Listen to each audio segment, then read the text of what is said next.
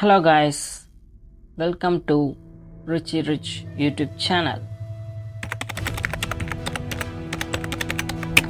இன்னைக்கு நம்ம Indian stock market பின்னாடி இருக்கிற ஷாக்கிங் ட்ரூத் பத்தி தான் பார்க்க போறோம். நம்ம சேனல்ல ஆல்ரெடி ஷேர் மார்க்கெட் ரிலேட்டடா பல வீடியோஸ் போஸ்ட் பண்ணிருக்கோம். சோ அதை பத்தி தெரியாதவங்க நம்ம சேனல்ல இருக்கிற ஷேர் மார்க்கெட் பிளேலிஸ்ட்டை செக் பண்ணி பாருங்க. வீடியோக்குள்ள போறதுக்கு முன்னாடி சப்ஸ்கிரைப் பண்ணாதவங்க சப்ஸ்கிரைப் பண்ணிட்டு கண்டினியூ பண்ணுங்க. அப்பதான் இந்த மாதிரி வேல்யூபிள் வீடியோஸ் உங்களை வந்து சேரும். Yes, back to video. ரீசெண்டா Indian stock market $4 trillion market கேப்பை கிராஸ் பண்ணிருக்கு. எல்லாரும் அதை செலிப்ரேட் பண்ணிட்டு வராங்க. பட் நான் சொல்ல வர்றது, இந்த பூமுக்கு பின்னாடி இருக்கிற உண்மை என்னன்னா, இன்வெஸ்டர்ஸ் இது வரைக்கும் ஃபேஸ் பண்ணாத ஒரு ஆபத்து இருக்குங்கிறது தான். சரி, நம்ம இந்த பூம்ல இருந்து ஆரம்பிப்போம். இந்தியன் ஸ்டாக் மார்க்கெட் பார்த்தீங்கன்னா ஓவராலா ஏறிட்டே இருக்கு. சென்செக்ஸ் நிஃப்டியும் இது வரைக்கும் தொடாத ரெக்கார்ட் ஹை டச் பண்ணிருக்கு. ஃபாரின் இன்வெஸ்டர்ஸோட பணம் இந்தியன் ஸ்டாக் மார்க்கெட் நோக்கி போயிட்டு இருக்கு. டொமஸ்டிக் இன்வெஸ்டர்ஸோட இன்வால்வ்மெண்ட்டும் அதிகமாயிட்டே வருது. Over 120 million active demat accounts run ஆயிட்டு இருக்கு. குளோபல் ஈக்விட்டி மார்க்கெட்ல இந்தியா இப்போ 5வது இடத்துல இருக்கு. இதுல இருக்கிற ஹிடன் ரிஸ்க் பத்தி பார்த்தோம்னா சில விஷயங்கள் நமக்கு தெரிய வரும். ஃபர்ஸ்ட், இந்த புல் ரன் சாலிட் கிடையாது. நம்ம பார்க்குற மாதிரி வேல்யூவேஷன்ஸ் எல்லாம் அதிகமாகவே ஸ்ட்ரெச் ஆயிருக்கு. நிஃப்டியோட PE ரேஷியோ 24ல இருக்கு. இது 10 இயரை விட அபவ் ஆவரேஜ்ல இருக்கு. Small cap and mid cap stocks பார்த்தீங்கன்னா இப்போ ஓவர் வேல்யூல தான் இருக்கு.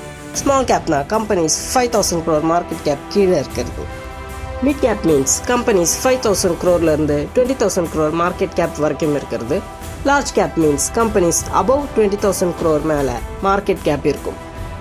மார்க்கெட்ல பாத்தீங்கன்னா FOMO இருந்துட்டே இருக்கு. FOMO means fear of missing out. அதாவது ஒரு கம்பெனியோட ஷேர் இந்த பிரைஸ்ல வாங்கினா கீழே போயிடுமோ, இல்ல இந்த பிரைஸ்ல வாங்காம விட்டோம்னா மேலே போயிடுமோ அப்படின்னு நினைக்கிறது தான் FOMOன்னு சொல்லுவாங்க. ரீட்டைல் இன்வெஸ்டர்ஸ் பார்த்தீங்கன்னா கண்டமேனிக்கு IPOஸ்ல பணத்தை போடுறாங்க. ஃபேமஸ் ஸ்டாக்ஸ் எல்லாம் வேல்யூவேஷன் தெரியாமலே பணத்தை இன்வெஸ்ட் பண்ணிட்டே வராங்க. சோஷியல் மீடியா இன்ஃப்ளூயன்சர்ஸோட டிப்ஸை கேட்டுட்டு கண்ணா பின்னான்னு பணத்தை வாரி இறக்கிறாங்க.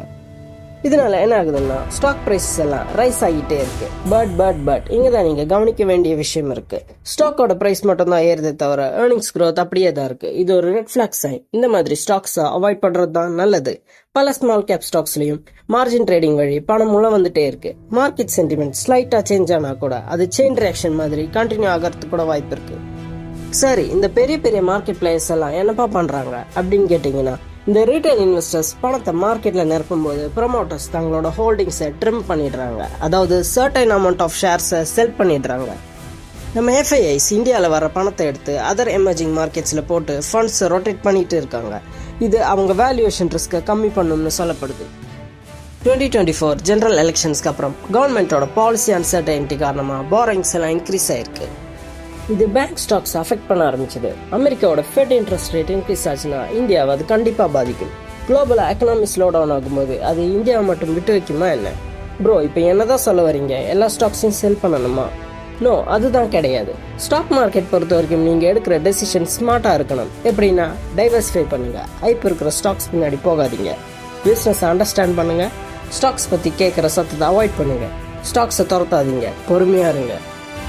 ஸோ இதுதான் கைஸ் இதை பற்றின இன்ஃபர்மேஷன். மார்க்கெட்டில் ரியல் க்ரோத் அந்த ஸ்டாக்ஸ் கூட இருக்கு. இது ஒரு மிக்ஸ்அப் தான். நல்ல பிஸ்னஸ் உள்ள ஸ்டாக்ஸை ஃபைன் பண்ணுங்க. உங்களுக்கு ரிஸ்க் இல்லாத அமௌண்ட்டை இன்வெஸ்ட் பண்ணுங்க. நீங்கள் இதை பற்றி என்ன நினைக்கிறீங்க? நம்ம இப்போ ஒரு மார்க்கெட் பர்ஸ்ட்ல இருக்கிறோமா, இல்லை இந்தியாவோட எக்கனாமி சர்க்கிளில் இதுவும் ஒரு பார்ட் தானான்னு கமெண்ட்ஸில் சொல்லுங்க. Indian economy is the best economy. Indian economy is the best economy. Indian economy.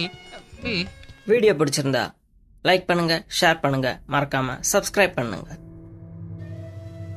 Guys, நாம இன்வெஸ்டிங் பத்தி தொடர்ந்து நம்ம சேனல்ல பேசிட்டு இருக்கோம். உங்களுக்கு ஸ்டாக் மார்க்கெட் பத்தி தெரிஞ்சுக்கணும், இன்வெஸ்ட் பண்ணணும் அப்படின்னு நினைச்சீங்கன்னா உங்களுக்காகவே நான் ஸ்பெஷலா இந்தியன் ஸ்டாக் மார்க்கெட் பத்தி ஒரு புக் ரெடி பண்ணியிருக்கேன்.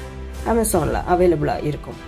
உங்களுக்கு அதுல பிரைஸ் ரொம்ப ஹையா இருக்குன்னு ஃபீல் பண்ணீங்கன்னா அமேசான் கிண்டல்ல உங்களுக்கு அஃபோர்டபுள் பிரைஸ்ல கிடைக்கிற மாதிரி ரெடி பண்ணியிருக்கேன். அமேசான் கிண்டல் லிங்க் டிஸ்கிரிப்ஷனில் மென்ஷன் பண்ணுறேன். நீங்கள் அதை யூஸ் பண்ணி ஆன்லைன்லேயே படிச்சுக்கலாம் கைஸ். இன்னும் எதுக்கு வெயிட் பண்ணுறீங்க? ஸ்டாக் மார்க்கெட் பற்றி தெரிஞ்சுக்கோங்க, பிஸ்னஸில் பார்ட்னர் ஆகுங்க. See you guys.